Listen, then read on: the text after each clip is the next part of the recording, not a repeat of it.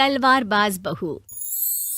बचपन का शौक समझ निक्की के घर वाले उसका एडमिशन फेंसिंग कोचिंग में करा तो देते हैं, पर कुछ सालों बाद वही शौक जब उसका जुनून और सपना बन जाता है तो सब उसके खिलाफ हो जाते हैं। और लड़की के हाथ में तलवार दो ना, अब मैडम तलवारबाज बनना चाहती है।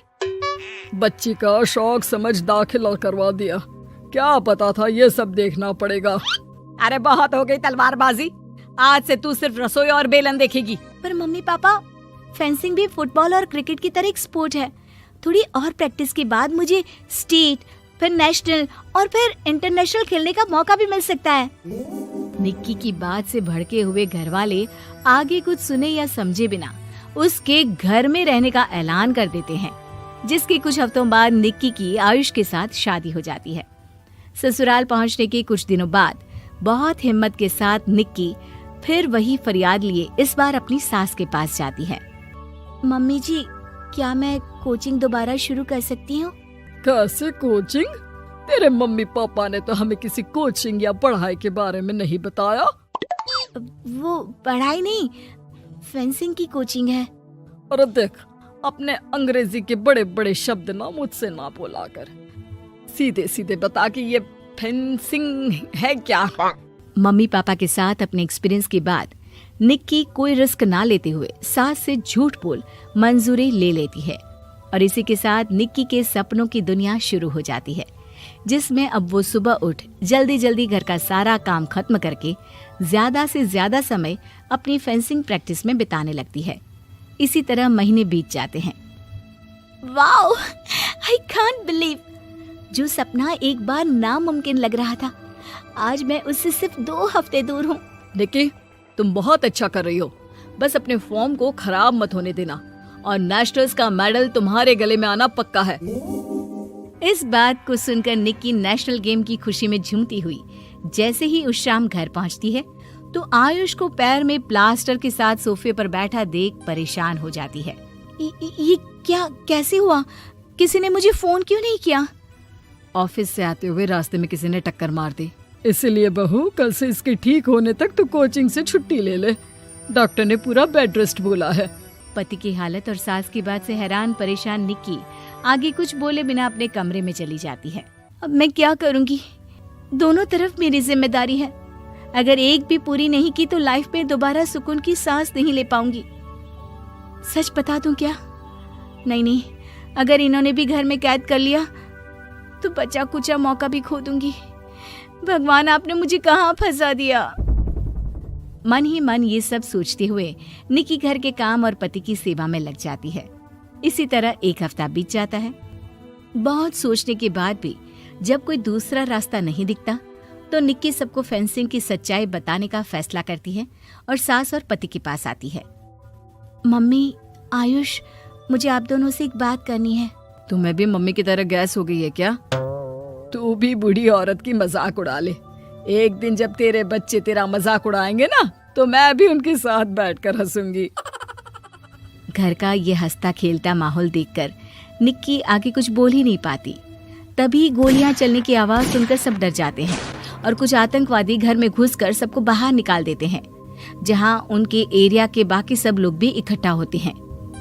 कोई किसी भी तरह के होशियारी नहीं करेगा, हमें बस कुछ समय के लिए चुप रहने की जगह चाहिए, इसलिए अगर तमीज में रहोगे तो जिंदा बच जाओगे, और अगर मरने का ज्यादा मन हो तो अपना सीआईडी वाला दिमाग चला सकते हो।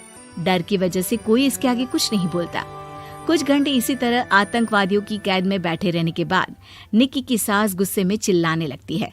अरे तुम कल मुँहों को आम लोगों को परेशान करने के अलावा और कुछ नहीं आता क्या?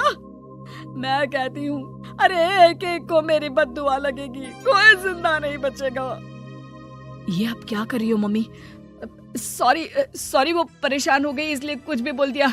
प्लीज इन्हें छोड़ दीजिए, आप कुछ नहीं बोलेंगी। अरे तू डरपोक की तरह इनसे माफी मांग रहा है, कुछ तो अपने पापा के गुण ले लेता। अगर आज वो यहाँ होते तो इतनी देर में सबका गला काट चुके होते। क्या मतलब? नहीं मम्मी, प्लीज दोबारा वही सब शुरू मत करना। आखिर कोई मुझे भी बताएगा कि बात क्या है। तेरे ससुर जी अपने समय के सबसे बेहतरीन और उम्दा तलवारबाज थे। कोई कितनी भी बड़ी बंदूक या कितने भी ज्यादा हथियारों के साथ उनके सामने क्यों ना आ जाए, सबको एक एक करके चित कर देते थे। वाह, ससुर जी और क्या क्या करते थे? निक्की का इंटरेस्ट देख सास उसे ससुर जी और उनकी तलवारबाजी की कहानियां सुनाने लगती है, जिन्हें बहुत देर तक सुनने के बाद अपने आप को रोक ना पाते हुए निक्की आखिर उनसे तलवार के बारे में पूछ ही लेती है। मम्मी जी, क्या पापा जी की वो तलवार आज भी आपके पास है? अरे इन्होंने अपने बेटे से ज्यादा उस तलवार से प्यार किया है तो फेंक कैसे देती, संदूक में संभाल कर रखी है। आयुष की बात सुन निक्की की आंखें चमक उठती हैं और वो सब कुछ भूल तलवार निकालने की बात कर बैठती है, जिसे सुन बाकी दोनों की आंखें फट जाती हैं। क्या बोला, जरा फिर से बोल। क्या कहानियां सुनकर तुम भी अपने आप को झांसी की रानी समझने लगी? यही समझ लो कि तुमने झांसी की रानी के साथ ही शादी की है। ओ मोहतरमा, जरा सपनों की दुनिया से बाहर निकल आओ और शांति से बैठ जाओ, आई बड़ी झांसी की रानी बनेगी। माहौल की गंभीरता और सास आयुष का रिएक्शन देख निक्की के पास उन्हें सच्चाई बताने के अलावा और कोई ऑप्शन नहीं बचता, इसलिए वो बिना कुछ सोचे समझे और देर किए उन्हें पूरी सच्चाई बता देती है, जिसे सुन दोनों भौंचक्के रह जाते हैं।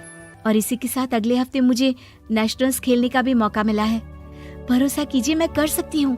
निक्की की बातों से अभी तक सदमे में बैठे आयुष और सास उनकी तबीयत खराब होने का बहाना बनाते हैं और दवाइयाँ लाने के बहाने घर के अंदर जाने की बात करते हैं, जिस पर एक आतंकवादी भी उनके साथ घर के अंदर जाता है।